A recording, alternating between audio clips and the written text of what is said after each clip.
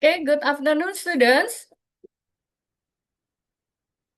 Afternoon, Miss.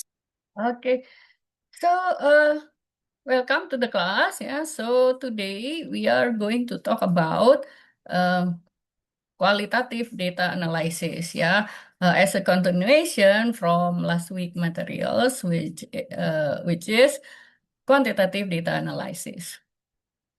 So students, as usual, yeah, the attendance scan will be given during the lecture. So today's lecture will be online, yeah, with Zoom, and today's tutorial class will be asynchronous. So basically, students, this week you have the time to prepare for your data analysis. So last from the last week, you have done the data collection, yeah, guided by Ibu Siti Jahro to make the questionnaires for collecting data, either quantitative data, through survey, or qualitative data through in-depth interview. So based on that, then you do the data analysis. So today you can do your data analysis with your group during the practical or tutorial session. So I will share the material.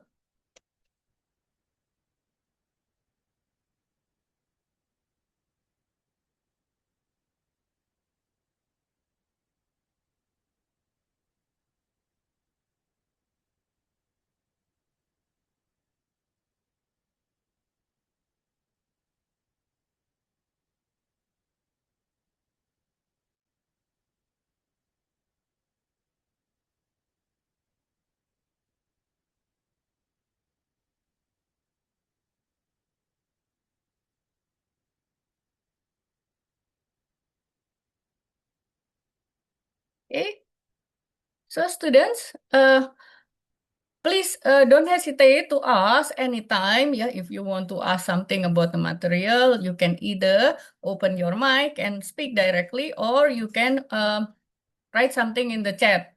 Yeah, and then if there's any problem, any technical problem, such as you cannot hear my voice clearly, or there's something wrong with the PPT or something else, then just please tell me. Yeah, anytime. Okay, students, so today we are going to talk about qualitative data analysis. So these are the learning objectives.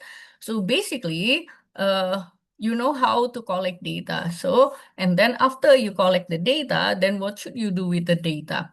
So it's a different thing, how to treat qualitative data and quantitative data. So usually in quantitative data, you will work with numbers. Yeah, so working with numbers means that you can use certain mathematical approach. Yeah, statistic mathematics. Yeah, so in qualitative data, it's a different thing. Yeah, so you will use different approach because the data is not numeric. Yeah, the data is um, some will be image, some will be um, narrative report, and so on and so forth. Yeah. So this is what we are going to discuss today. So remember numeric and narratives. Yeah. So in this mini research or assignment, you will learn how to do both. Yeah, because the purpose of the assignments in this business research class is to give you an experience of doing the whole research, yeah, starting from making the introduction and collecting the literatures, yeah, to make the theory, yeah, to answer your research question, yeah, and then after that you will learn how to operationalize the theory. You have the method section, and then after that you will learn how to collect data, analyze the data, and also interpret the result, and present it in oral and narrative form. Yeah, that's why you have the presentation and also the report. So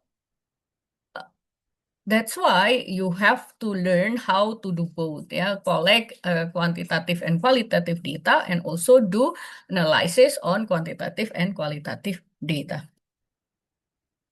So, as usual, as any data that you have to prepare. Yeah, so basically, you do pre-analysis and process planning. So you have data that you get from interviews. Yeah. So remember, for quantitative data, 10 times the number of member. Yeah, for quantitative data, 1 times the amount of member. Yeah, because it's just basically exercise. Yeah, so that's why with that, it means that every one of you learn how to collect qualitative and quantitative data. Yeah. So after you have the data, you have to uh, do pre-analysis and process planning. Then you use a certain method to analyze the data, and then you interpret the result. Yeah. So basic analytical method, yeah, describing and counting. Yeah. So for example, in quantitative data, it's easier to do. Yeah. In qualitative data, it's kind of hard to do.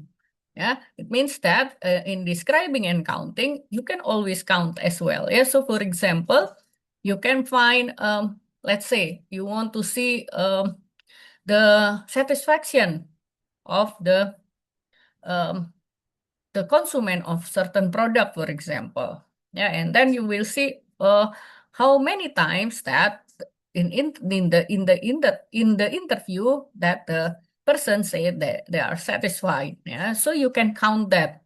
Yeah, how many times? Yeah, for example, what keeps bugging them? I mean, like what things that uh, significantly influence their decision, yeah, of buying the product. So for example, something like that. So for example, in the interview, the let's say the person will always say, yeah, it's not clean, it's not hygienic, it's the people who cook the meal is not clean, yeah, something like that. So you see that the most important thing in this person for this person is the cleanliness, the hygienic nature for of the product, for example, something like that. Then you can count that. Yeah, for example, something like that. And then after that, you can also do clustering and factoring. In qualitative data, it's a different thing with quantitative data. Of course, we can do this, yeah, describing and counting, clustering, factoring, comparing, contrasting, ruling out, and finding deviance, modeling for in either quantitative or qualitative data. Please remember, we talk about this as well in the quantitative section. Yeah. So here clustering and factoring, you can also grouping data. Yeah.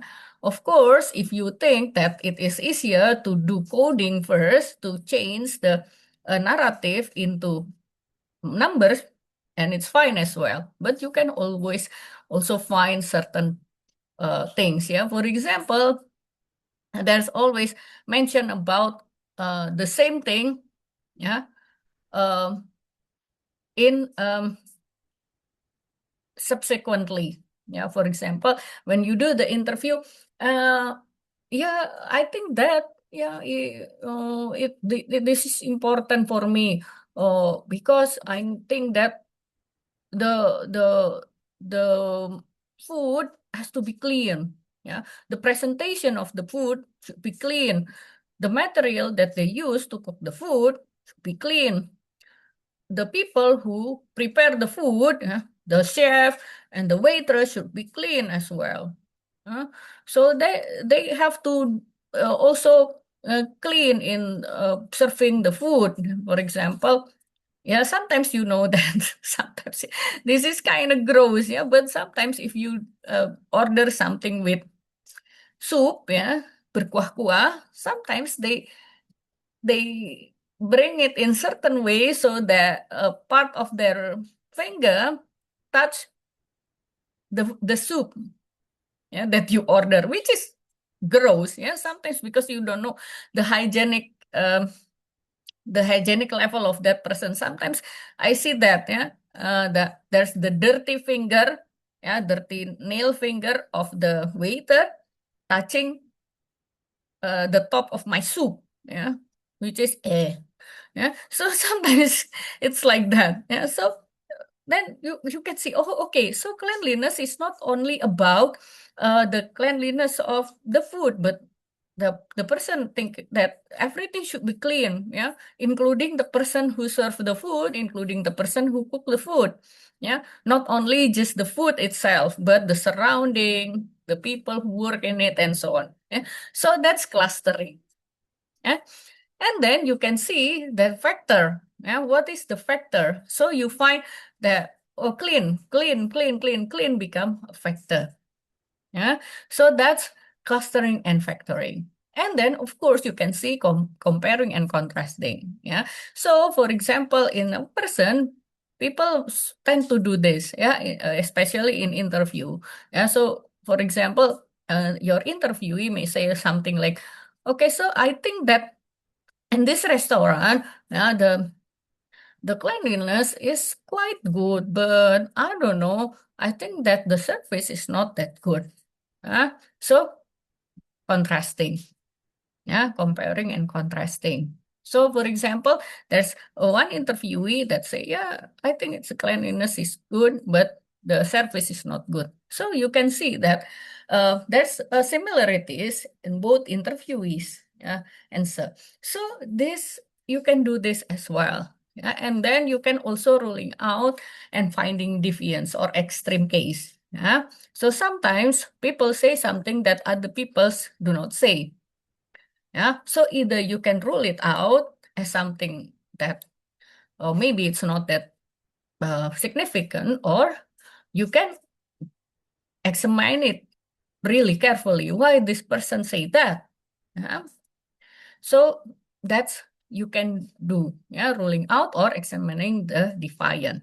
Yeah. So basically, from this interviewees, you can find maybe there's something that a person say that others did not. Yeah. So you can do that, yeah, and finding why. Why? Why this person is saying something like this? Is there any uh, background on it? Yeah, and so on and so forth. So, and then of course you can do modeling as well. Yeah, so you find the relationship among variables. Yeah, for example, that the interviewee said that, yeah, the things that will affect me the most, yeah, or I will buy uh, in that restaurant if, for example, it's very clean. Yeah, because a person who really um, think that cleanliness in my food is very important. Yeah, for example, something like that. Then you can see, oh, there's a relationship between cleanliness and willingness to buy. Yeah, so something like that. And then, so for example, if I like the restaurant, I will not hesitate to ask or to take my friends to that restaurant and recommend it to other people. Yeah, so you can see that satisfaction is uh, have relationship, yeah, with uh, promoter, yeah, or to advocate things, yeah, for example, something like that. But I will not hesitate to tell people if it's not really up to my standard, it's not giving me satisfaction. Yeah, so I will not recommend this, not only not recommend it, but recommend not to get it. Yeah, sometimes something like that. Not only that you sometimes, yeah, if you don't like something, not only that you say that you will not consume that thing anymore, but you can also advocate for other people's not to consume that as well. Yeah, sometimes people do that. Yeah, so then you can see sometimes some people can just okay, if it's not satisfying for me, then I will not consume it anymore. But sometimes people also advocate not to get. Yeah, so then you can see the relationship there. Yeah. So students, this basic analytical method is the same. Yeah, you can do for all of them for either qualitative or quantitative data. Yeah. So qualitative data, information that cannot be represented easily by numbers, yeah, cannot be counted or easily expressed by numbers. Of course, you can change it into numbers, but the numbers means just code, yeah, it doesn't mean anything, just a code. Yeah, for example, you see that if people mention A, then you can code it as one. Yeah? If people mention B, you can code it as two, and so on and so forth. So basically, expression in numbers is just a code. Yeah? It doesn't mean that it has the relationship or anything. Yeah? So it's harder to analyze qualitative data actually. Because with numbers, it's easier. Yeah. Is there any tools to help me to do that? Of course, there's plenty of tools to help you with that. But qualitative data, there's tools, but not as much as quantitative data. Yeah, for quantitative data.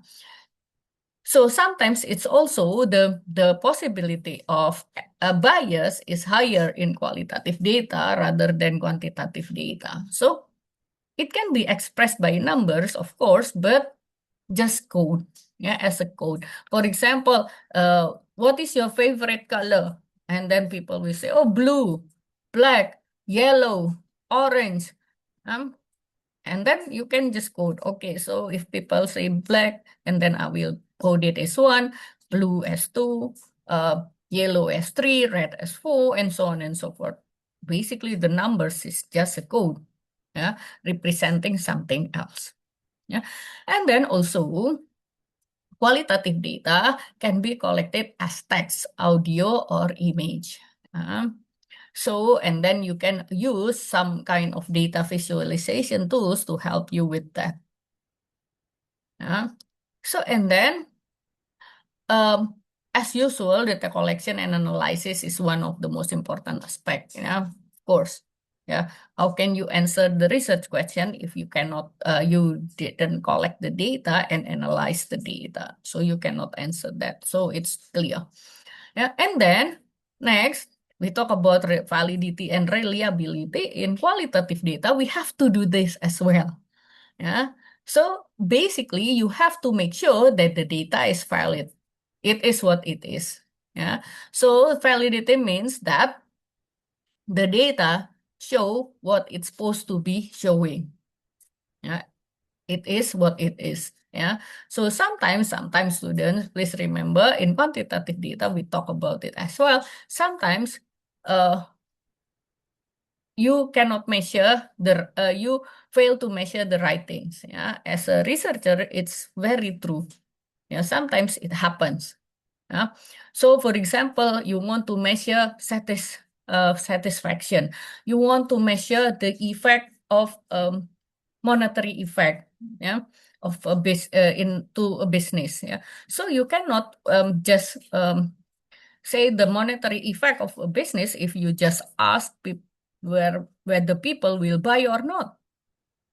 Yeah, it's still quite far away to do that. Yeah. So the monetary effects means that how much money do you want to spend, or how much money have you spent? Yeah. So transaction rather than just asking the intensity, the propensity to buy. It's just so far. Yeah. So it's not valid. Yeah. Because if you ask someone, will you buy this thing? Yes. Yeah. If you ask me, will you buy a BMW? Yes, I want to. But will you buy it? No. Yeah. So why? Because then it's a different thing. Do you want to? And will you? Different thing. Yeah. So please understand that. Yeah. In qualitative data, there's always also possibility of error in that sense. Yeah. So you cannot find the right answer. So it's very important that you find the answer to the question. Yeah. So that's why it is important that you make sure that the question will resulted in the answer that is supposed to. Yeah, so in the validity of qualitative data is based on triangulation. Yeah. First is the source of data, and then second the method, and then the researcher. So yeah. Uh, so for example, yeah, let's see this one, source of data. So for example, you want to see whether a person will buy a certain product or not. Yeah. So if you want to uh, see whether whether the person will buy certain product, yeah, uh, then you have to make sure that you interview the right target. Yeah. So for example, if you ask me, so for example, do you want to buy a BMW? Then I will say yes. But will I? Probably not. Yeah, why? Because I'm not the target market of BMW producers. Yeah. So I'm not their target market, of course. Yeah. So this is also the source of data. So please be careful. If you want to ask something, then you have to ask for the to interview someone, then you have to find the someone, yeah, the right someone.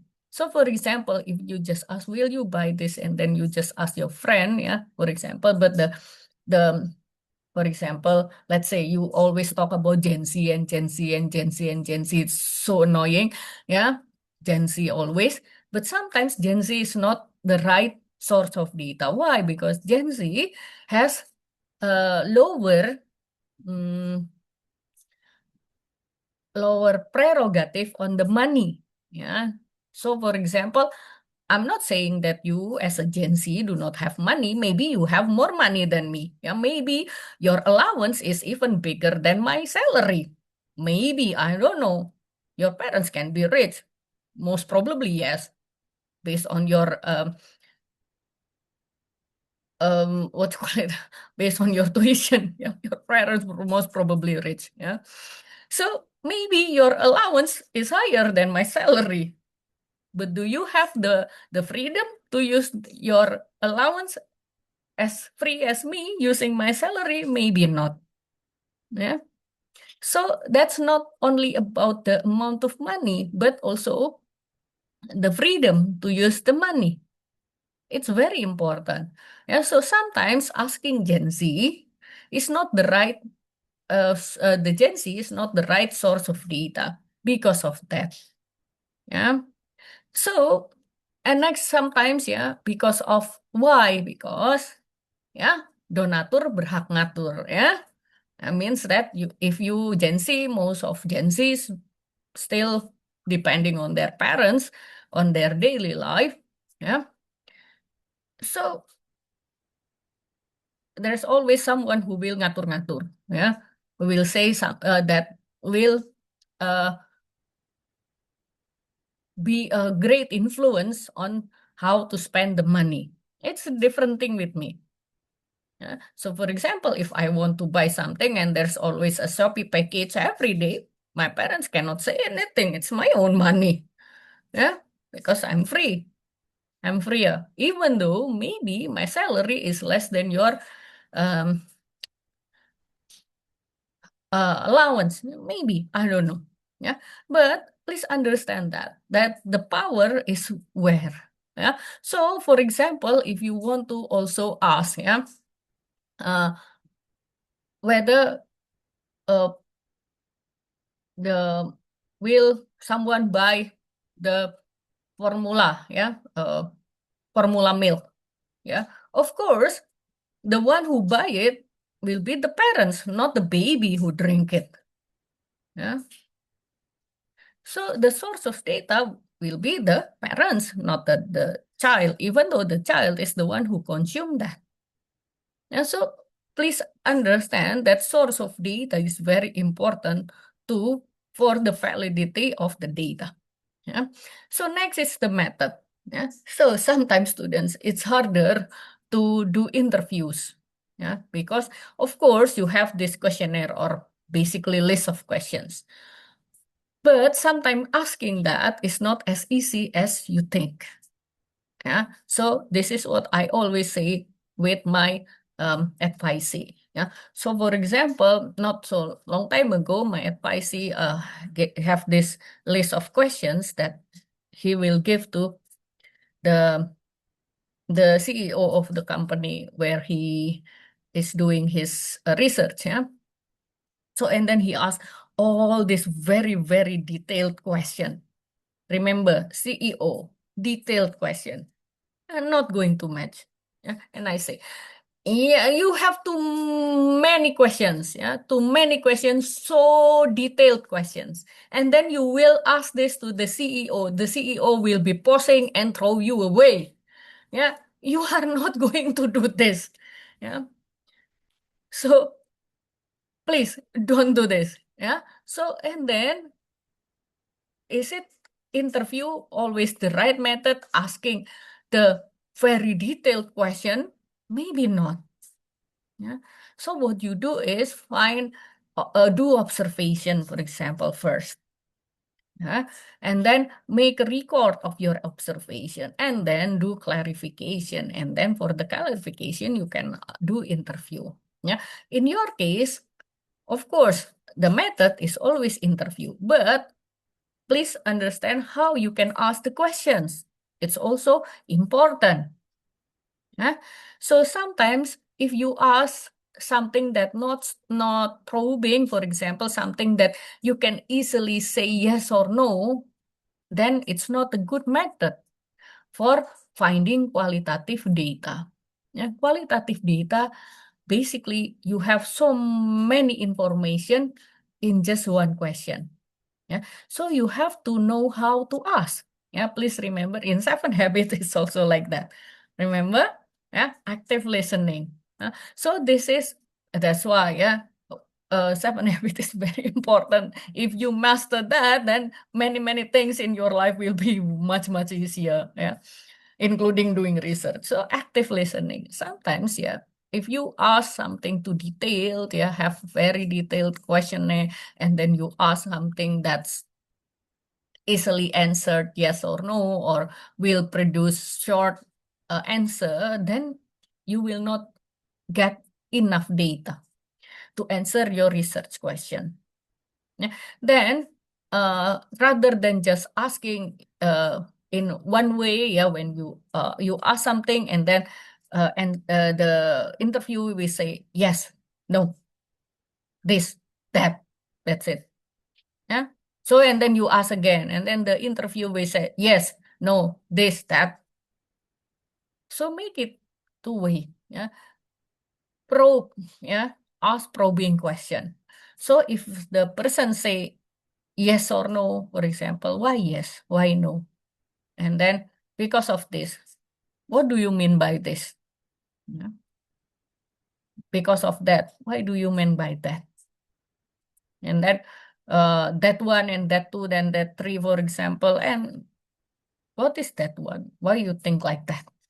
Why you think that that one is important, for example? Why you think that that two is important, and so on and so forth. So that's also uh, will help you to have a valid data. Next is based on the researcher. Yeah. So sometimes students, people tend to be open to certain people rather than others. Yeah. So for example, of course, one of each one of you have to do interviews. Yeah, in-depth interviews. But sometimes some will say that it is better that if the interviewee is uh, women, then the one that will ask better be the opposite sex or the same sex. Yeah, for example, if the interview is women, sometimes women will say more if the interviewer is also women. Yeah, or maybe it's the other way around. It depends. Yeah, depends on the question. Yeah, of course, if you ask something that, like say cosmetic, then maybe yeah, it's better that woman to woman. Yeah, man to man. But if you ask something that's more on,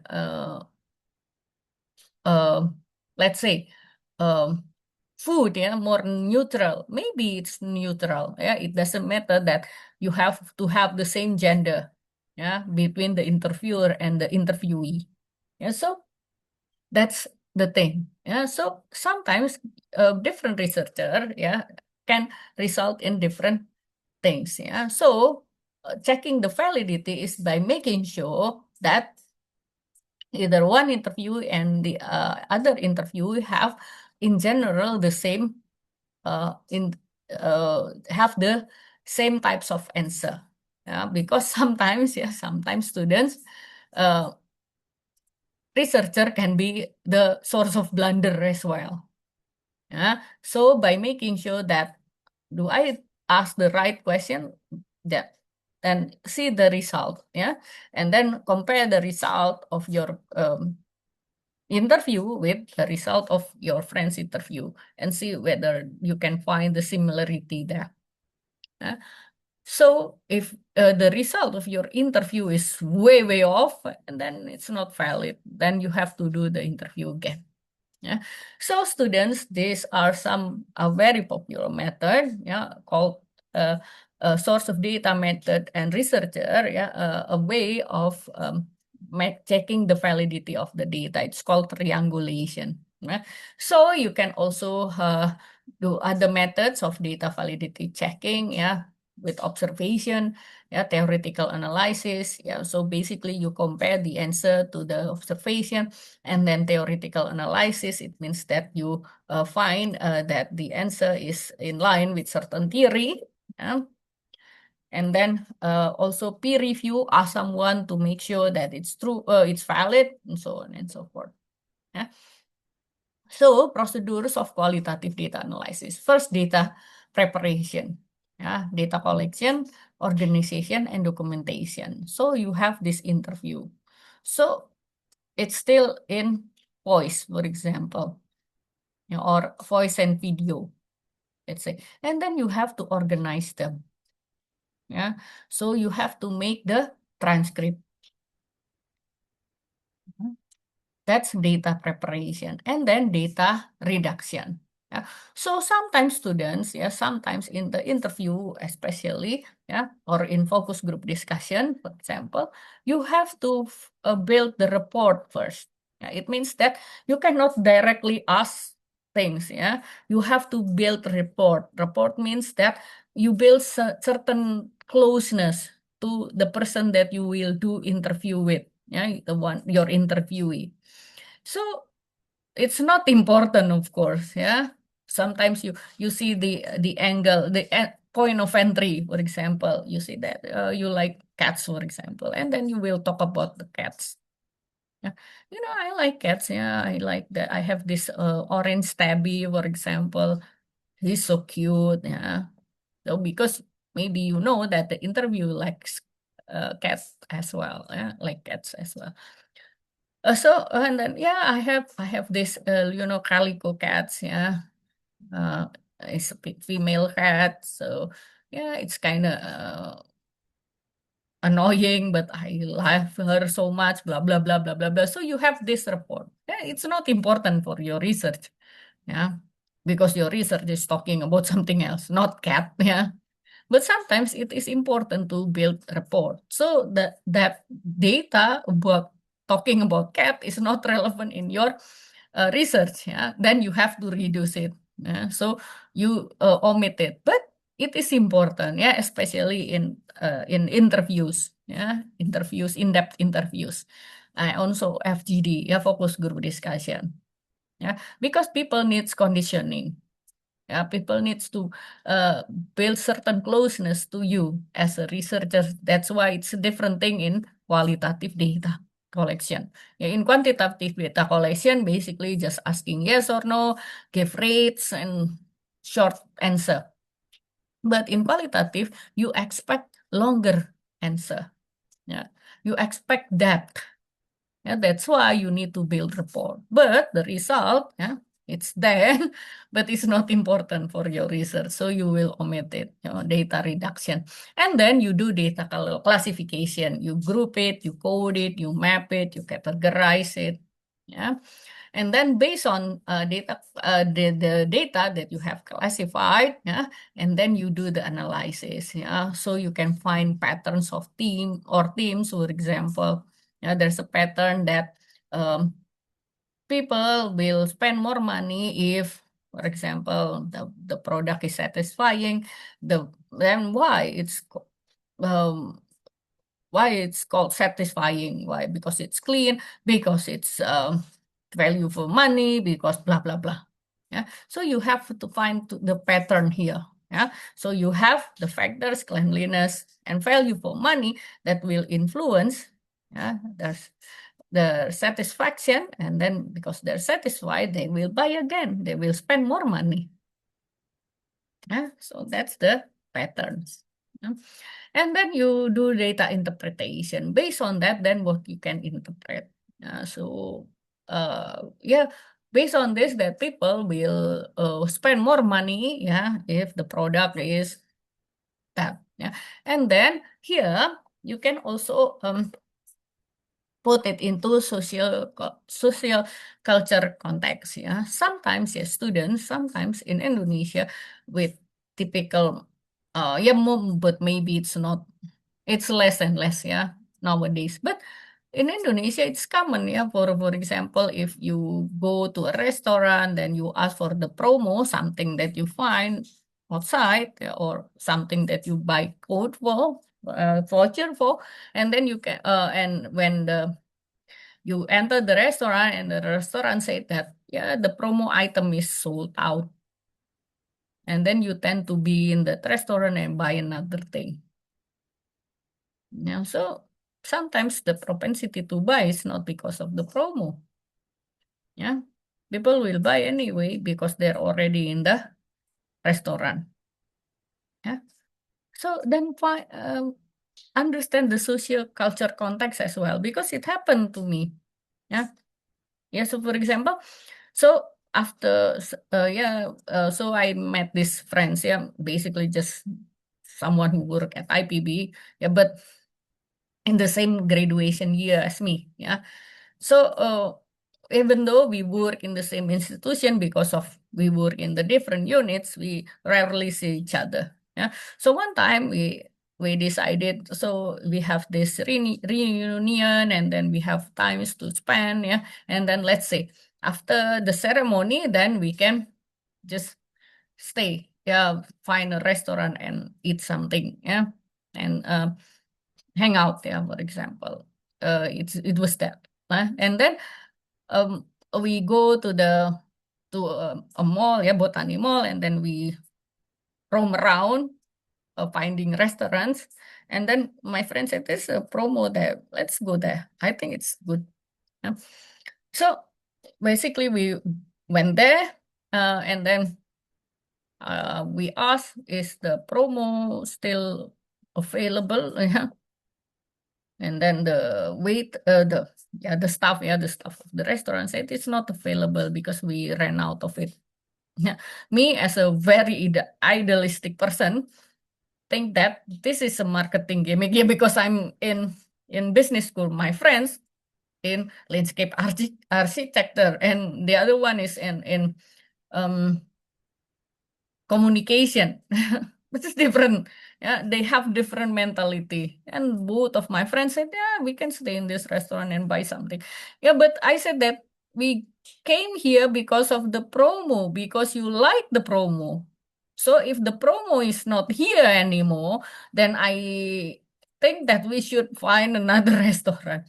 Because it's just a gimmick. Yeah, sometimes restaurants tend to do that. Yeah, gimmick. So they put something like, yeah, it's considered some kind of scam, but not that very hard scam, but soft scam, yeah, something like that. I say this is a soft scam, yeah, because I'm in business school. Yeah, so this is not good. Yeah, this is a soft scam. So let's go.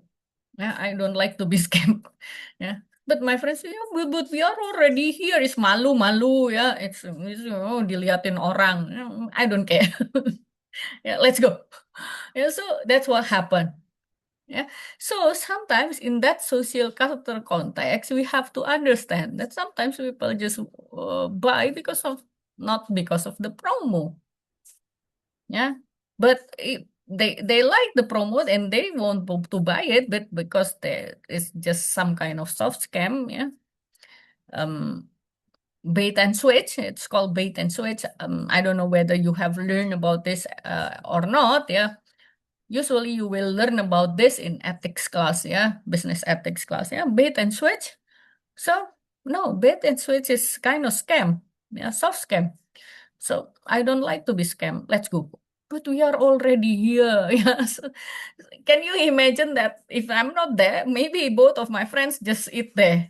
Even though they are the one who's like, let's go there. It's promo, promo, promo, something like that. Huh? So different. So you have to understand this as well. Social culture context. Yeah, in your data interpretation. And then after you interpret the data, then you write the report.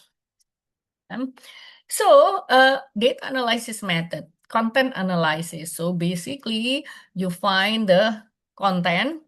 Yeah, you can either you can give code on it and so on specific theme or topic. So, for example, you talk about satisfaction. Yeah, you can find how many times that the interviewee said that satisfied, satisfied, not satisfied, satisfied, not satisfied, something like that. And then you code it satisfied one, not satisfied zero, and so on and so forth. Yeah. So, and then narrative analysis involves understanding the narrative uh, and interaction embodied in the data. So, this is what you have to do in your research. Do this narrative analysis, basically. Yeah. Content analysis or narrative analysis. So, basically, you find the um, deeper understanding why. Yeah, in your qualitative data analysis you can find the pattern is here. Yeah, but why the pattern is there, why? So if so for example you find the relationship between cleanliness and then uh, buying and then satisfaction and then buying again, yeah, and then advocate. For example, you find this, yeah, but then understand why cleanliness is the one that will make you satisfied with your purchase. Yeah, for example, if we talk about restaurant, let's say food and beverage, yeah, because blah blah blah. So understand that it's not going to be shown in your quantitative data analysis. So that's why you have to embrace more, yeah, and dig deeper in narrative analysis. Yeah. So you can find also thematic analysis. Yeah, find important theme, embodied in the data. So, for example, things that uh, mention again and again, yeah, or in certain framework, yeah, that the person say it's in the certain framework, yeah. So, for example, people tend to do that, yeah, in framework of religion, yeah, in framework of religion. So, for example, something like that. In the political framework, yeah, by critical thinking. So, for example, something like that. Yeah, usually people tend to show that in in-depth interview. Yeah, the way of thinking, and then you can find the theme there. Yeah, and then phenomenology. Yeah, uh, you can explore subjective experience, yeah, and how individual make sense of the experience. Yeah, for example, you ask, yeah, have you buy this or make a transaction in this certain restaurant, for example?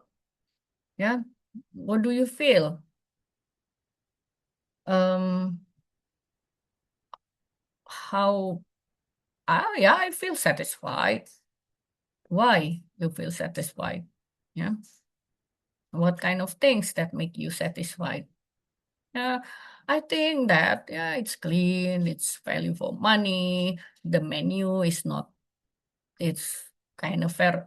The variety of the menu is there, so I can take my family. So especially if yeah, my wife doesn't like something that too spicy, and then also I have small kids. Yeah, my small kids need something, yeah, a smaller portion and something that's uh, less spicy and easier to digest. Yeah, and then usually after meal they like to run around, yeah, for example, something like that. So and then this restaurant is the it makes me satisfied because it can give me satisfaction because I like good food, yeah, something with lots of spice, something that I think that being in a restaurant is basically I need good food.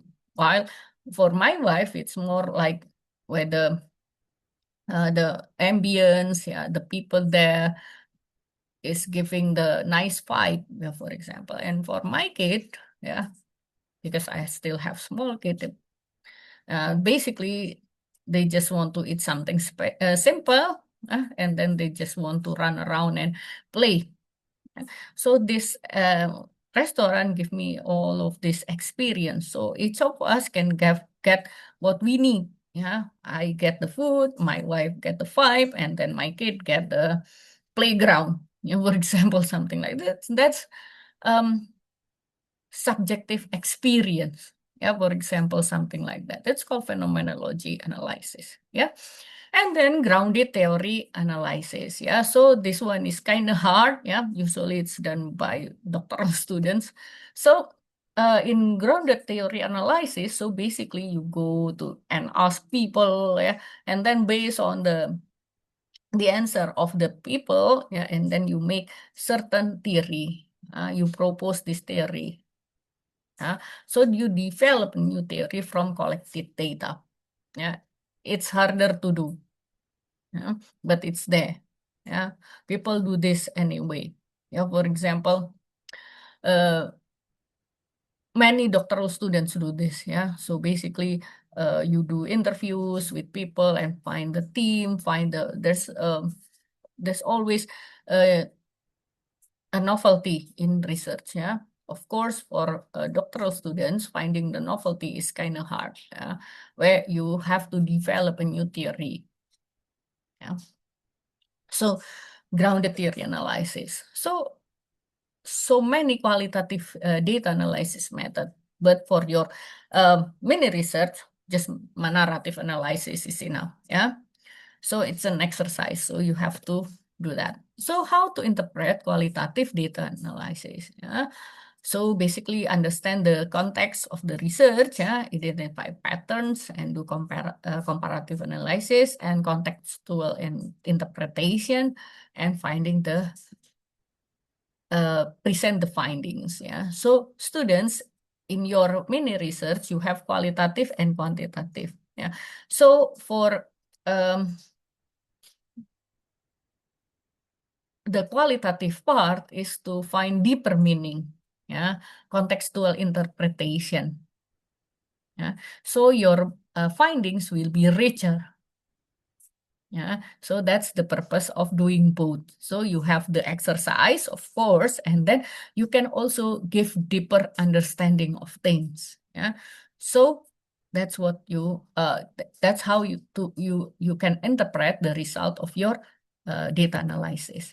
Yeah, and then make conclusion. Yeah, review the research question, identify the main findings, synthesize findings, and avoid overgeneralization and present clear conclusion. So basically, based on your the result of your interview, yeah. So you have to identify the things that related to your research question, yeah, and synthesize the findings. Yes, sometimes students, it's it's easier for us to generalize something, yeah, but don't do that. Yeah, so that's why you do interview. So it's your research result will be richer. Yeah, so of course, yeah, doing quantitative research is can be enough. Yeah, but sometimes by adding something, yeah, qualitative approach as well, it will help you to make richer findings. Yeah, so. But please make sure that it's related to your research question. Yeah. So sometimes students, sometimes, yeah, sometimes this is what happened. Yeah. From my experience of helping students, yeah, doing their research, yeah, and also being um, uh, so also being the examiner for students' thesis, yeah, and also being examined myself, yeah, as a writer of a scientific articles, yeah. So sometimes it's true. Yeah. Sometimes we answer things either overgeneralization or not answering the research question.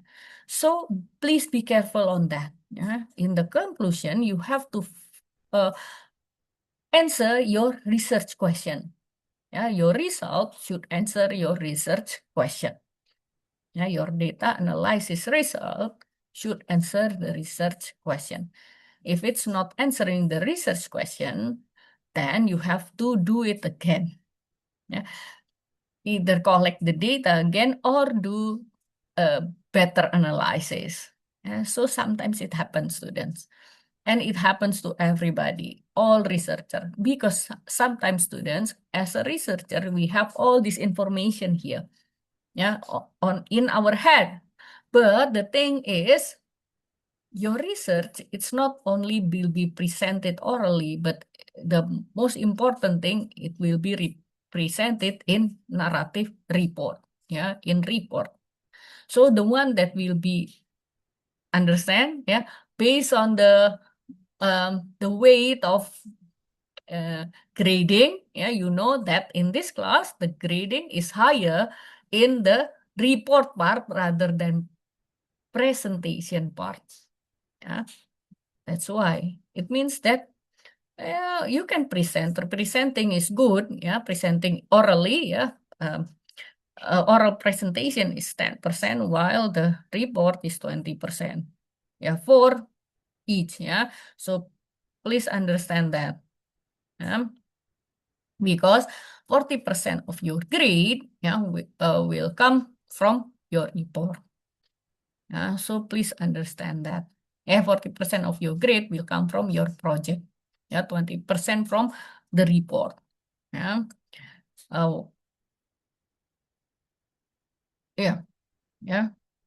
So please know that. Yeah, that very important. Report is very important. Yeah. Written report is very important. Oral presentation, yeah, or oral report is a part of your gateway. Yeah. For example, to entice people to know more, hmm, to give some certain general understanding about what you do in your research. But the point is, it's in the writing. So you have to show the writing. With better writing, yeah, you can convey better. Yeah, sometimes we miss something in the writing. Yeah, because what we have all this information in our head, but sometimes we cannot channel it into writings, yeah, which is very natural, not natural, very human, yeah, very human. Yeah, that's why you need peer, yeah, you need your examiner, yeah, because you are still a young researcher, then you will get your um, advisor and examiner. Yeah, for if for other researcher, more um, experienced researcher, you have your peer, yeah, other researcher that will evaluate your work. Yeah, it's true. Yeah, so never take it personally. Yeah, that's the point. Yeah, never take personally any suggestion to your uh, presentation or your uh, report. And never take it personally because the the purpose is to give better presentation, yeah, orally and in writing. That's the point. Yeah. So this is the procedures of making conclusion. Yeah. So for example, you have actor. Yeah. This is your interviewee. Yeah. Actor one, actor two, actor three. So you have each actor have their own opinion. Yeah? And then you do triangulation as a confirmation, yeah, to check the validity of the data. And then based on the evidence, and then you do compare and contrast. And then find the theory, and then make connect it with the theory, and then you make the conclusion. Yeah. Yeah. So for example, let's say this restaurant example. Yeah.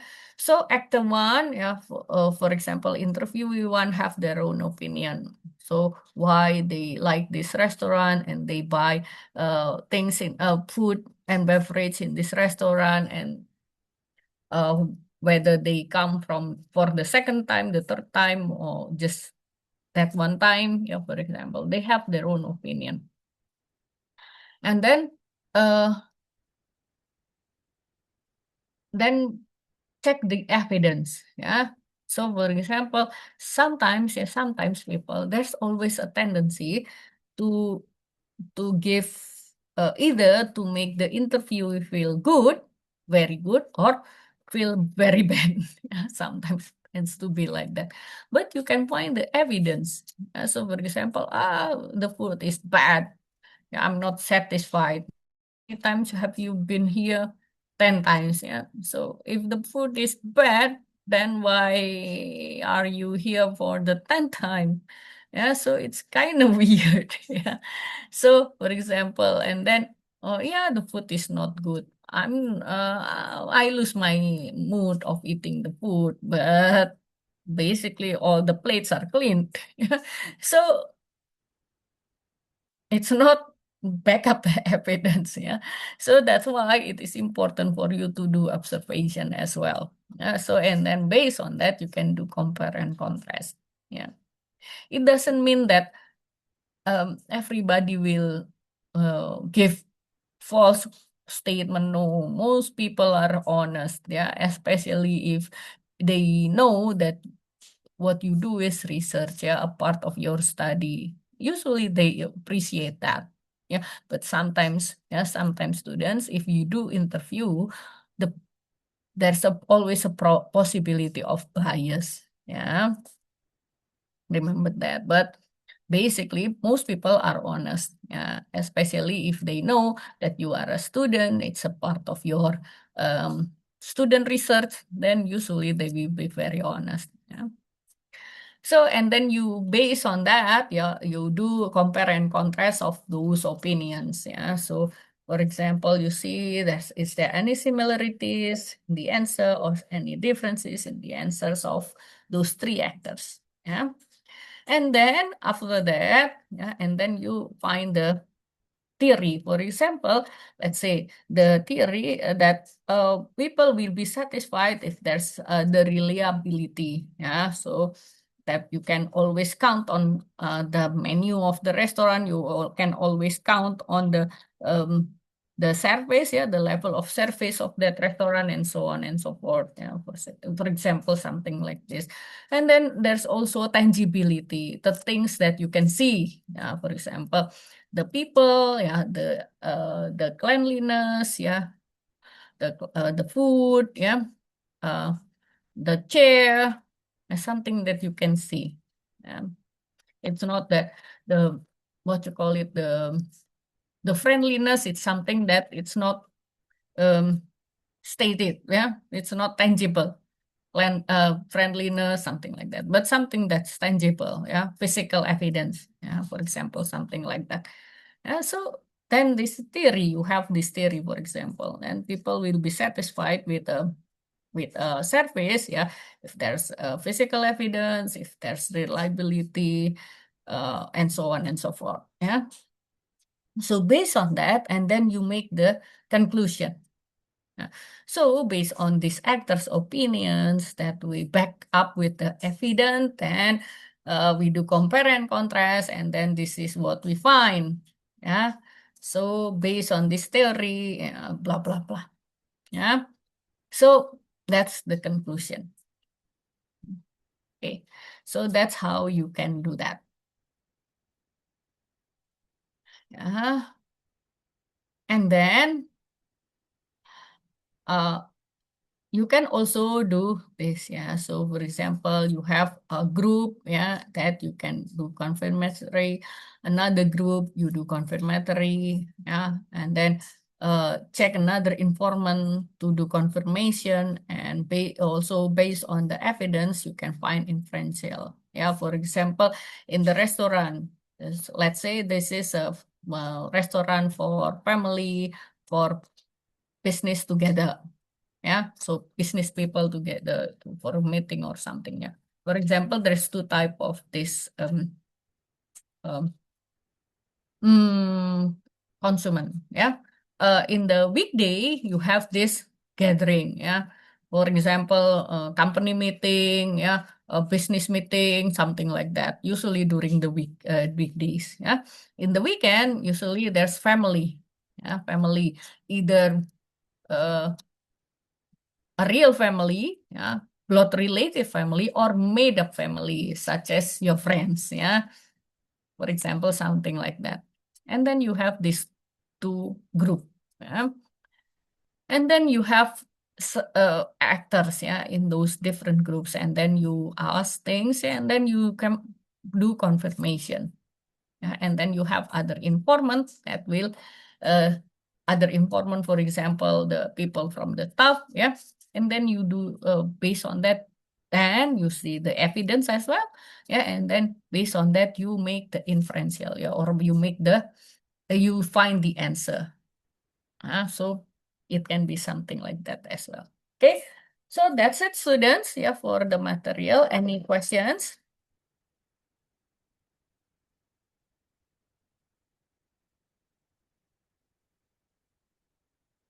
Okay, students, any questions? From me, no question, Miss. Thank you so much, Miss. Okay. Okay, so students, just to remind you, I will open the class, the class.ipb. Hmm.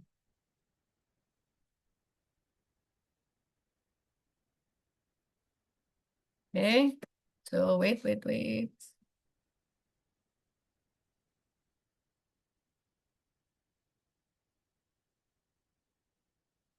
Okay.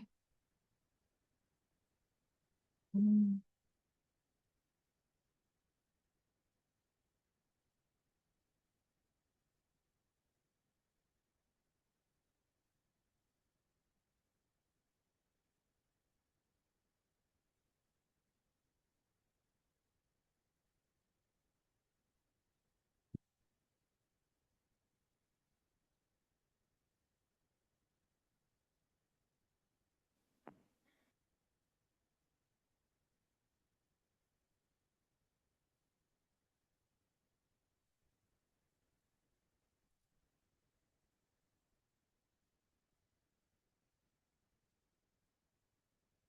Okay, wait, students.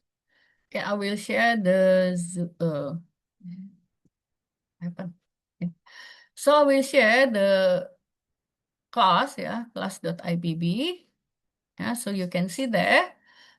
This is class number 12, yeah, qualitative data analysis. Yeah. So at this week, yeah, so this is what you have to do. Yeah. So you do raw data. Uh, you have data. Yeah, you have collected the data. The data that you have is still raw data. Yeah, and then clean the map and so on and so forth, and start analyzing. Yeah, so you can have the data analysis result. Yeah, so the raw data processing result means the data processing result from the program. Yeah, so for from the tools. Yeah, for example, for qualitative you use uh, quantitative you use SPSS, for example. Yeah, so the result from SPSS, it's a raw data processing result. For example, for uh, qualitative, you use TOPSIS, for example. That's it. Yeah. So that's called raw data processing result. Yeah. So what you don't have to collect them today. Yeah. So what you do is you put it in the attachment in your full report. So that's what you have to do. but you don't have to collect, but you have to attach it in the full report. Raw data processing result. So please understand that in the body of your report, it's not raw processing data. Yeah. So for example, you just copy and paste the result from SPSS. Yeah, it's not like that. Yeah, what you have to do is interpret the result first. That's the one that you put in the body of your writing. Raw data processing result, it's on the attachment. Yeah, so please understand that sometimes students do that, which is not clean. Yeah, not clean report. A clean report means that inside is your own thinking. Yeah, so of course you use tools to help you to analyze the data, which is fine. Yeah, but inside is not the raw processing data result or the result from the tools that you just copy and paste. Yeah, no, but you have to interpret them first, then put the interpretation. But that the copy and paste from the SPSS, for example, or from TOPSIS, you put it in the attachment. Yeah, so why? Because as a student, you are still learning. Yeah, so that's why your examiner, yeah, the one who will give you grade, yeah, need to make sure that you interpret it correctly. Yeah, so that's why it's still needed for you. Yeah, because you are still learning. Yeah. So that's why you need to put your raw data processing result, or data, the result from directly from the program, copy and paste, yeah, but in the attachment, yeah. So that's it, yeah. So students, please remember that next week we will have the presentation. Yeah, next week we will have presentation. Let me check. Usually presentation is always in the classroom. But let me check, yeah, with academic SB, because next week, yeah, because every Monday, yeah, every Monday we have this what you call it, asynchronous class, yeah, not asynchronous class, sorry, online class. So let's see, because it's better that you have luring class, yeah. So let me check, yeah. But we have to you will have the presentation next week, yeah, on the 18th. K4, yeah, 18 of May. Yeah. So you have to present the result, yeah. So there's 7 of you. So then I think that it's enough, yeah, for 7 of you to present. Yeah, a group, each group have 15 minutes. Yeah, each group have 15 minutes.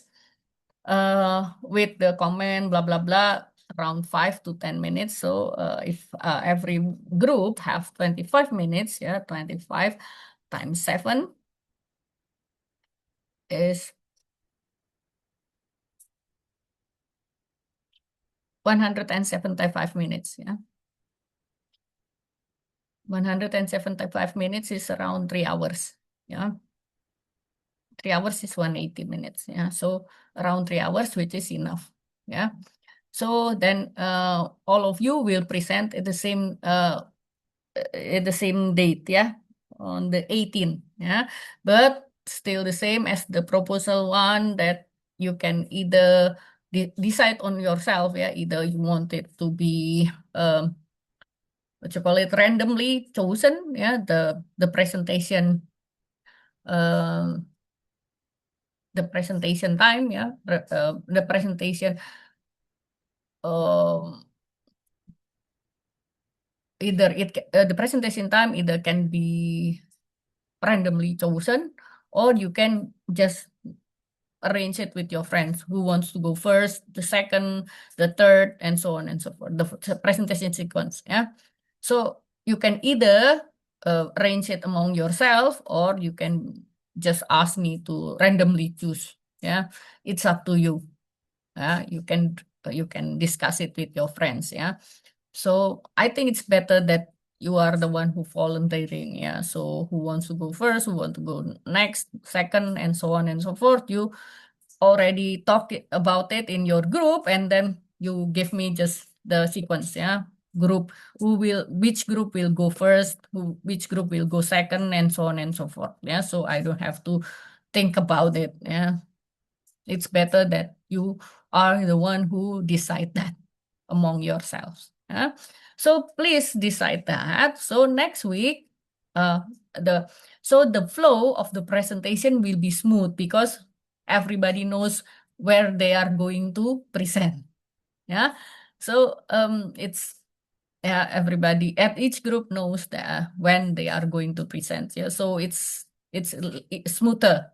Yeah, if it's like that. Yeah. So you are the one who decide the sequence, and then you know when it's your time. Yeah.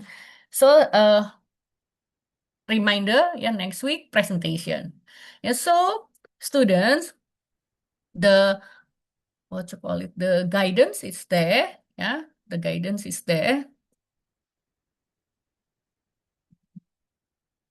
Yeah.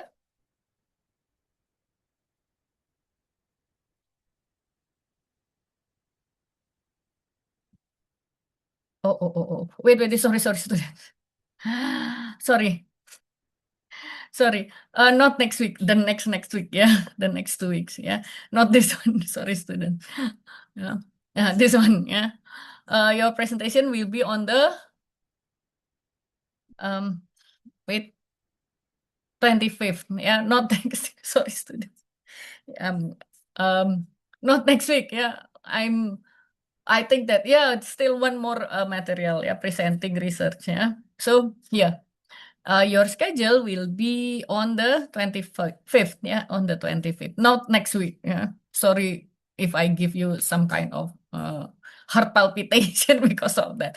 Yeah, so your presentation schedule will be on Monday, 25th of May, yeah. So it's better that we have a luring class, ya, on an offline class, ya, in the classroom. So let me check with academic, ya, so we can have a luring class, ya, because it's better to have face-to-face presentation in the classroom, yeah, but not next week. Sorry, students.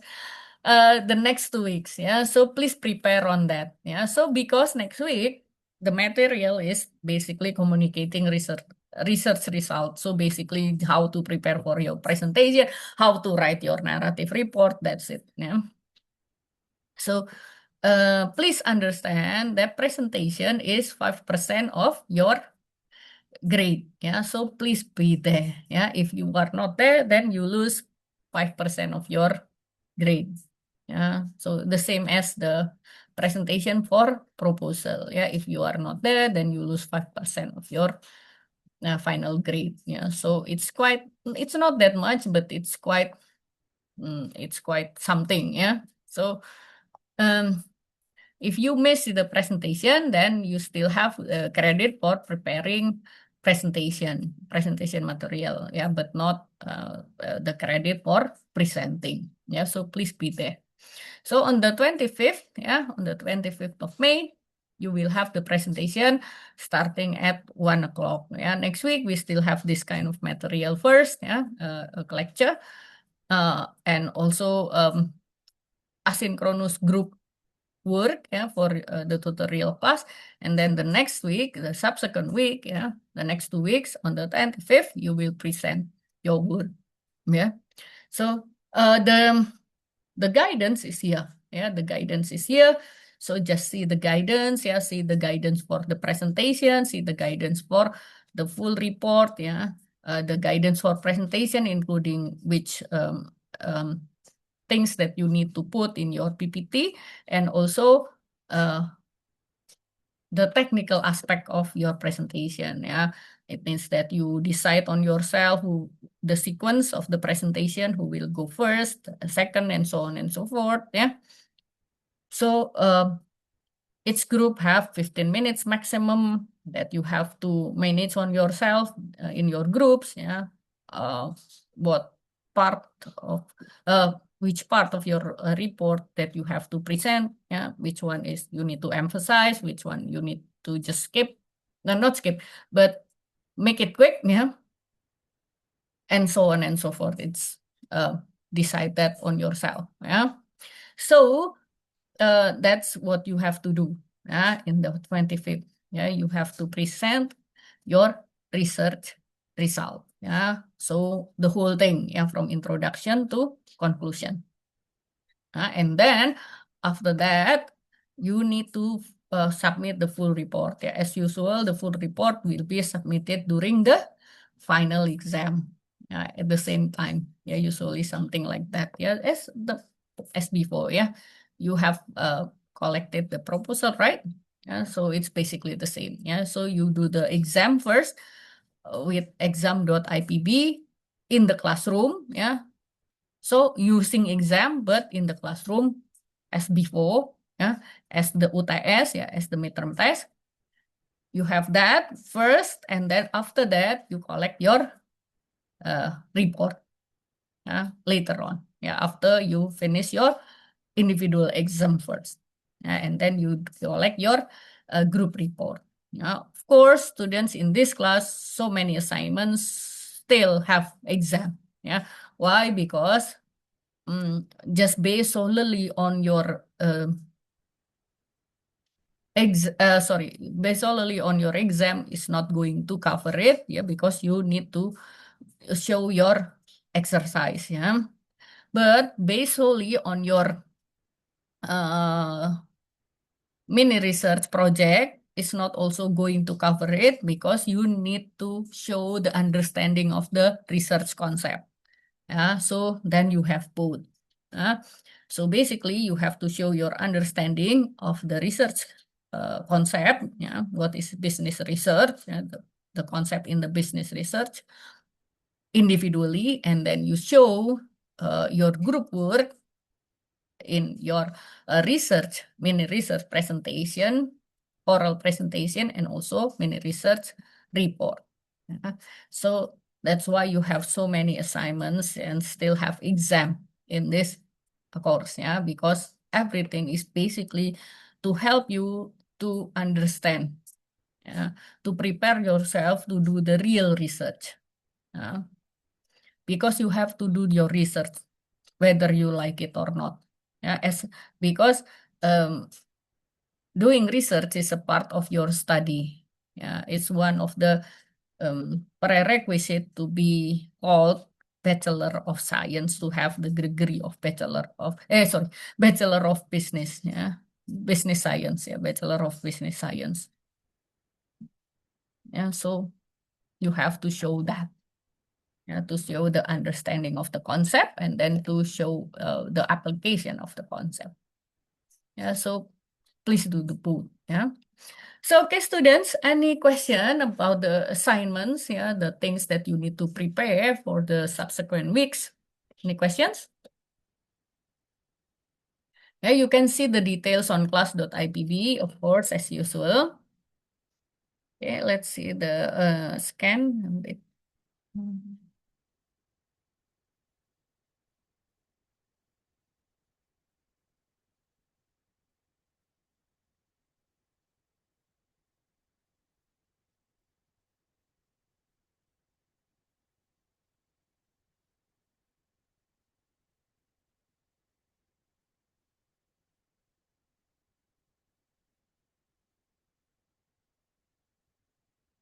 Okay, students, I will share the presentation, the scan for attendance, Please prepare your gadget. So if you have any problem, then you can ask me to help you to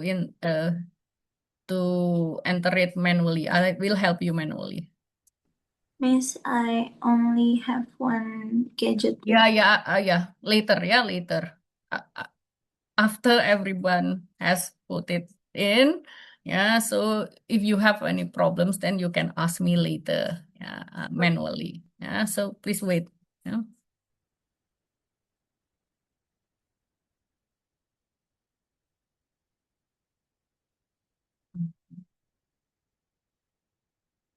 Students, it's um. Okay.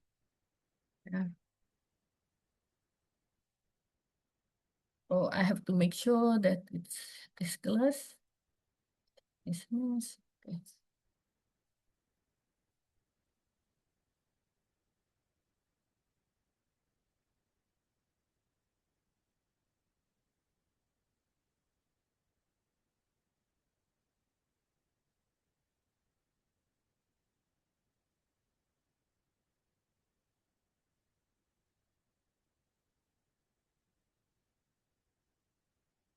Okay, students, can you see that? Can you scan it?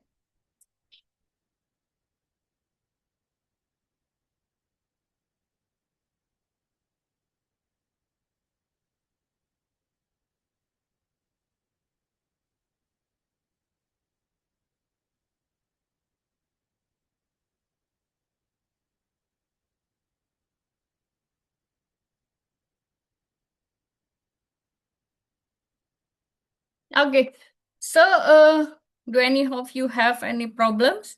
Yeah, I think it's enough. Yeah, everybody's here. So any problems? Any of you have difficulties of scanning?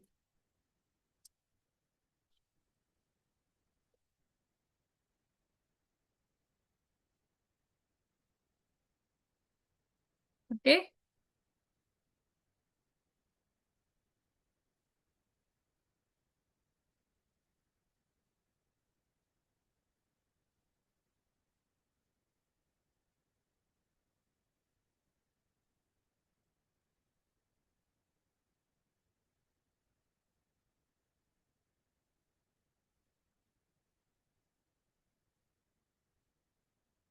Okay, students.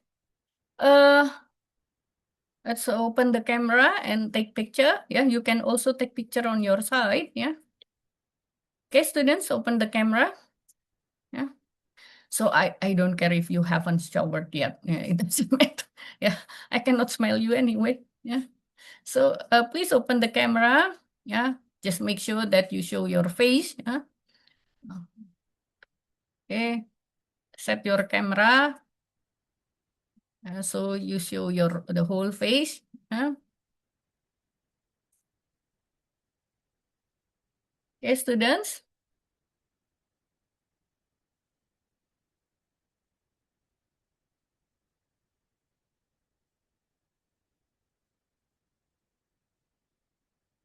Okay.